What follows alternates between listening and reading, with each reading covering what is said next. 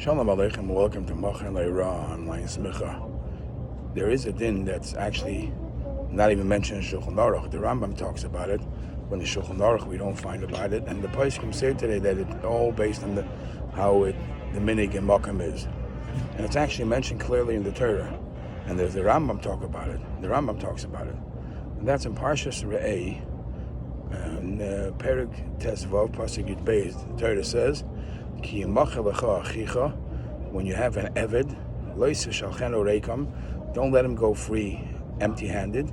Besides for the work that he worked for you and you paid him, you took care of him, hanik tanik lei. Give him a severance pay, give him a tip as he leaves.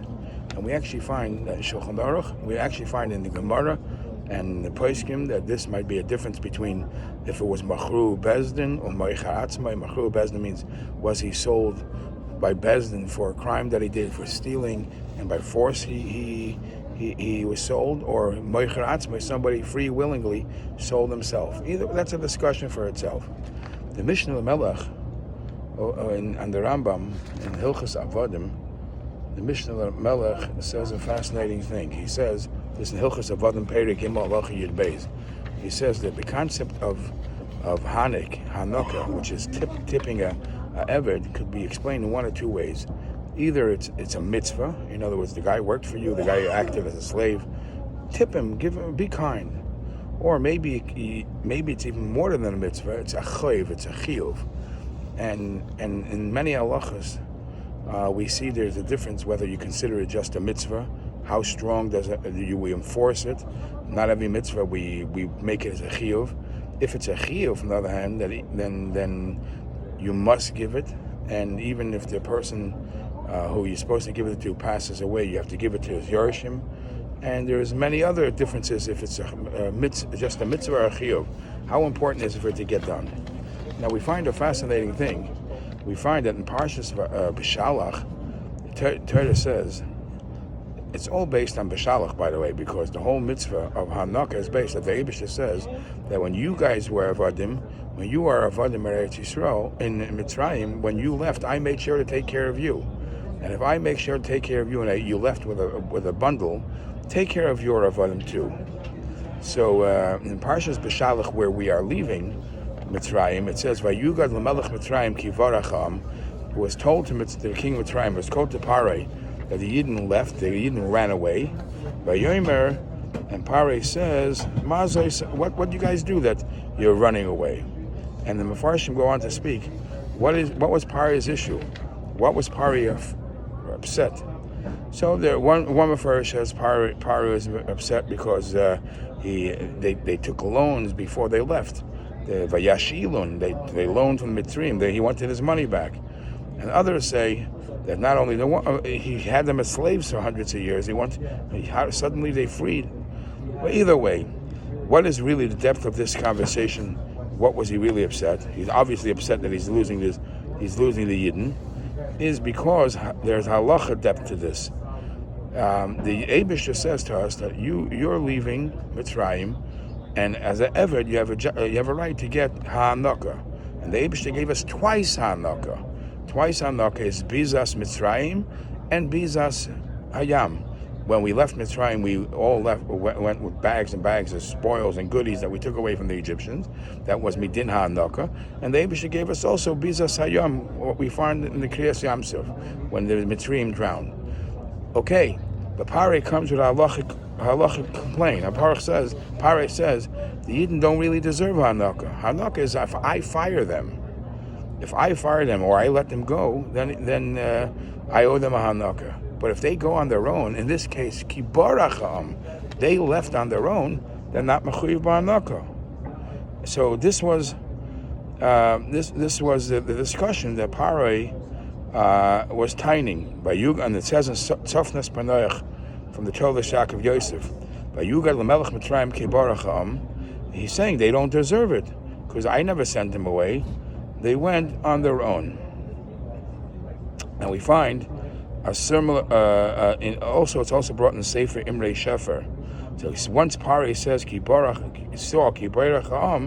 that they're running on their free will, he says they don't deserve any tips.